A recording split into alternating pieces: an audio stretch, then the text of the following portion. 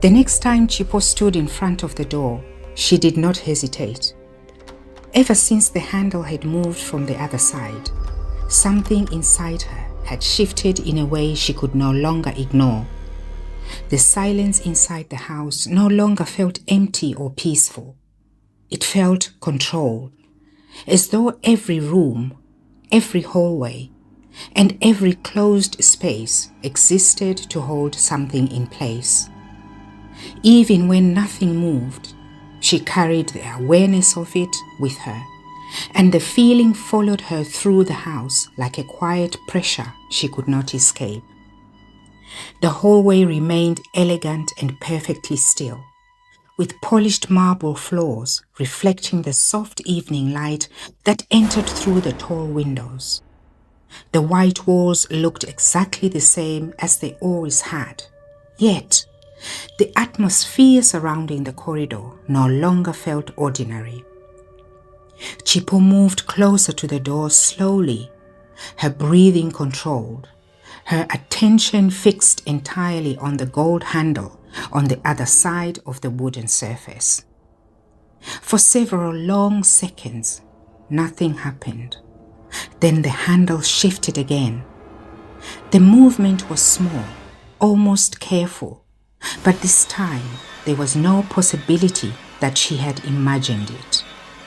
Something behind the door was responding to her presence deliberately. Instead of stepping back immediately, Chipo found herself staring at the handle in complete silence, waiting to see if it would move again. Fear still existed inside her, but another feeling had begun to grow alongside it. The uncertainty that had once controlled her reactions was slowly being replaced by recognition. That was the first moment she understood that the connection was no longer one-sided. When she finally returned to the bedroom later that night, sleep became impossible. Every time she closed her eyes, she saw the handle turning again in a slow, controlled movement. The image repeated itself so clearly that it no longer felt like a memory. It felt like something calling her attention back to the hallway. Somewhere beneath her fear, curiosity had started growing stronger than caution, and that frightened her more than the movement itself. The following morning carried a heaviness that settled over the house before Chipo even left the bedroom. Nothing visible had changed, yet the atmosphere inside the home felt tighter than before, as though some invisible balance had shifted during the night. The silence no longer felt calm. It felt deliberate, organized in a way she could now recognize, but still could not fully understand. When she entered the kitchen area, Tatenda was already preparing breakfast. His movements remained composed and controlled, but Chipo noticed something different immediately. Calmness he normally carried so effortlessly now looked strained beneath the surface, as though he had spent the entire night holding himself together through discipline alone. She watched him carefully while pretending to focus on the meal in front of her. For the first time since arriving at the house, she realized that Tatenda was not simply enforcing strange rules out of habit or superstition. He was protecting something fragile, something that required constant control to remain contained. That understanding changed the way she looked at him completely. Tatenda spoke very little throughout breakfast. Whenever his attention drifted, his eyes moved briefly towards the hallway before returning to the table again. Chipo noticed it every time. The silence between them stretched longer than usual until Tatenda finally placed his cup down and looked directly at her. "Some things in this house should never be disturbed," he said. What he said sounded simple, but something beneath his tone unsettled her immediately. He did not sound angry. He sounded exhausted. Chipo nodded slowly, though her thoughts remained fixed on the movement behind the door. She wanted to ask questions, but deep down, she already sensed that the answers would be far worse than the mystery itself. Later that afternoon, she realized she had wandered back to the hallway without consciously deciding to go there. The pull toward the door no longer felt unnatural. It felt familiar, as though the house itself had slowly guided her into accepting its presence. She stopped several feet away from the door and stared at it in silence. For a brief moment, the fear disappeared completely, and in its place came recognition. Tatenda prepared to leave for work earlier than usual that evening, and before stepping outside, he paused near the hallway for several long seconds while staring toward the closed door. The expression on his face unsettled Chipo more than anything she had witnessed so far, because it carried none of his usual certainty. Instead, he looked like a man struggling to hold together something that had already begun falling apart. "Do not go near that room tonight," he said quietly. His voice sounded tired rather than commanding, and for the first time, Chipo sensed genuine desperation beneath the warning. She nodded automatically, but even as she agreed, the atmosphere inside the house already felt different from before. The moment Tatenda left, the silence deepened. The elegant hallway darkened gradually as evening settled across the house, and the long shadows stretching across the marble floor seemed heavier than usual. Chipo tried distracting herself by watching television, scrolling through her phone, and moving between the rooms, but none of it helped. The entire house felt strangely alert, as though it had become aware that Tatenda was gone. Then she heard the sound. At first, it was faint enough that she thought she had imagined it, but once she focused carefully, the noise became impossible to ignore. Water was running somewhere inside the house. The sound was soft and rhythmic, echoing faintly through the silence. Chipo froze immediately. That was when she remembered another one of Tatenda's rules, that she was not to bathe after dark. The instruction had sounded ridiculous when she first heard it. Just another strange rule inside a house already filled with unnecessary restrictions. Now the memory of it unsettled her deeply. The sound of the water continued steadily, almost patiently, as though something inside the house was waiting for her attention. As time passed, another feeling slowly began rising inside her. It was not fear this time. It was exhaustion. She was tired of feeling controlled by rules she did not understand, tired of feeling watched by a house that refused to explain itself. Without fully deciding to do it, she found herself walking towards the bathroom. The closer Chipo moved to the bathroom, the more the atmosphere inside the house seemed to tighten around her. The running water continued softly somewhere beyond the door, creating the strange impression that the house had anticipated her decision long before she had made it herself. When she stepped inside, she stopped immediately. The bathroom was softly illuminated by warm golden lighting, reflecting against the cream marble surfaces. There were large mirrors that stretched across the walls, and steam lingered faintly in the air. The bathroom was already filled. Chipo stared at it in complete silence. She had not prepared the bath herself, obviously. She had not even entered the room before that moment. Yet, the water waited perfectly still inside the tub, as though someone had expected her to arrive. A deep sense unsettled inside her chest, but another emotion pushed against it with increasing force. She was tired of fear controlling every decision she made. Since arriving at the house, every part of her life had been shaped by rules she did not understand, warnings that were never fully explained, and silences that only deepened her confusion.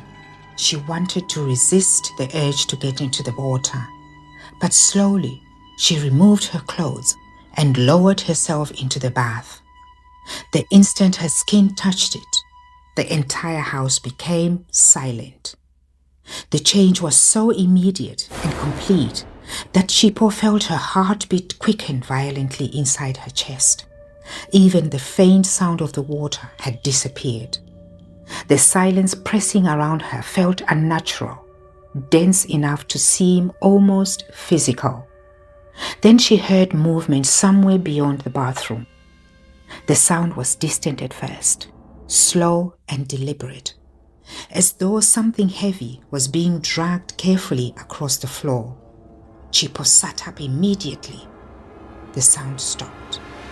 For several seconds, the house remained completely still again before the lights flickered once above her head. Then the movement resumed. It was coming from upstairs. This time, it sounded closer. Fear surged through her body so quickly that she climbed out of the bath without thinking, wrapping herself in a towel while staring toward the open bathroom doorway. Something inside the house had changed the moment she entered the water, and deep down, she already knew she had broken more than a simple rule. The movement upstairs continued slowly while Chipo stood frozen in the bathroom doorway, listening carefully as the sound dragged across the upper floor corridor above her head. The elegant stillness that had once made the house feel luxurious now felt oppressive, as though the walls themselves were listening. Then the sound stopped directly above her head. Chipo looked upward instinctively. The lights flickered again. Every instinct told her not to move. Yet panic had already begun spreading through her body, too quickly for her to control it. She stepped carefully into the hallway and stared toward the upper balcony overlooking the living room area. Darkness filled the corridor. For several long seconds, nothing moved. Then she saw a figure. A tall shape stood motionless at the far end of the upper hallway, partially hidden in shadow, yet visible enough to make her entire body lock in place. The figure did not move. It did not speak. And it did not step closer. It simply watched her. What terrified Chipo most was not its appearance. It was the feeling of familiarity. Somewhere deep inside herself, she recognized it. The lights flickered violently once more. Then the figure disappeared. Chipo stumbled backward in panic, her breathing uneven as she tried convincing herself that she had imagined what she had seen. Before she could think clearly again, another sound echoed through the house. The handle upstairs began turning. Slowly, deliberately. The same sound she had heard downstairs now echoed all over the house, accompanied by the faint sound of scratching against wood. That was the moment fear finally overwhelmed curiosity completely. Chipo rushed toward the bedroom and locked the door behind her. Though deep down, she already understood how meaningless her action truly was. The house no longer felt like a place protecting her from something outside. It felt like a place struggling to contain something that lived in the house. By the time Tatenda returned home from work later that night, the atmosphere inside the house had changed so completely that he noticed it the moment he entered the doorway. He stopped by the doorway immediately. His eyes moved slowly across the room before resting on Chipo. "What did you do?" he asked. His voice remained low and controlled, but beneath the calmness sat something more disturbing than anger. Fear. Chipo tried speaking, but the words caught inside her throat. Tatenda stepped closer. "Did you have a bath tonight?" he asked. The silence between them answered the question before she could. For the first time since she had met him, Tatenda's composure broke completely. He closed his eyes briefly, pressing one hand against his forehead, as though the effort of remaining calm had suddenly become impossible. "You do not understand what you have done," he said gently. His words carried a weight that made the entire room feel colder.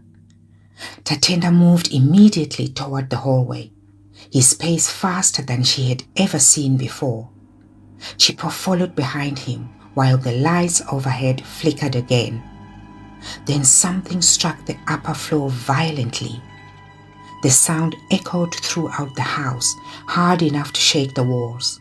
Chipo froze, but Tatenda did not. "This is why the rules existed," he said without turning around. "Not to control you, but to stop this from happening again." "Again?" Chipo wondered. The word settled heavily inside Chipo's chest. Before she could ask what he meant, another impact slammed against the house somewhere upstairs, followed by the unmistakable sound of scratching against wood. Tatenda finally turned toward her, and for the first time, she saw genuine terror in his eyes. "They remember you," he said. Tatenda led Chipo toward the locked room for the first time. The hallway felt colder than she had ever experienced before, and the elegant beauty of the house no longer softened the atmosphere surrounding the corridor. The polished marble floors reflected distorted shadows under the dim lights, while the silence pressed heavily against both of them. Tatenda stopped in front of the door slowly. She saw faint images through the door. His hand trembled slightly as he removed a key from his pocket and unlocked the door. That was when Chipo noticed the photographs hanging beside the door. 4 framed pictures. Children. But these were not pictures of random children. Instinctively, Chipo knew that these were her children. Her breathing stopped instantly. The 4 pregnancies she had lost over the years. Every photograph showed a child who resembled the children she had lost. One looked nearly 3 years old. Another smiled while holding a toy. A third showed 2 children sitting beside flowers in a garden she had never seen before. Chipo stepped backward in horror. The world around her suddenly felt unstable. Tatenda closed his eyes briefly before speaking. "They never left," he said quietly. The meaning of his words struck her slowly and all at once. Every rule inside the house suddenly made sense. The silence, the locked room, the running water in the bathroom, the movement behind the door. "You have opened the connection again," Tatenda continued. "The bath weakens the boundary. It always has." Chipo stared at him in disbelief. "You knew?" she whispered. Tatenda's expression hardened with exhaustion rather than cruelty. "I have spent years keeping it closed." Before Chipo could respond, something slammed violently against the door from the inside, and the entire hallway shook. The impact against the door echoed throughout the house with enough force to rattle the walls and flicker the overhead lights violently. Chipo stumbled backward while Tatenda stepped in front of her instinctively. Then the handle began turning, not slowly, but hurriedly. The door shook violently as freezing air blew through the narrow gaps around the frame.